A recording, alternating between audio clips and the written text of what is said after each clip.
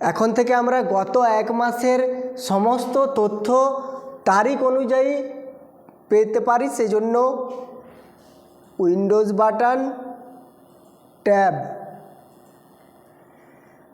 Today 11ই December. এখানে আমি এই যে আর্লি টুডে স্ক্রল করে করে তারিখ অনুযায়ী পরপর এক মাসের সমস্ত তথ্য এই ডেস্কটপের উপরে অ্যাট এ টাইম পেয়ে যাব। যেটা খুশি আমি সেটাই ওপেন করে দেখতে পারি। 11ই নভেম্বর, চাইলে জলদি এখান থেকে আমি যে কোনো তথ্য ওপেন করে দেখতে পারি, সঙ্গে সঙ্গে ওপেন হয়ে যাবে। বন্ধ করছি অ্যাপ্লিকেশানটা, সেজন্য উইন্ডোজ বাটন, ট্যাব,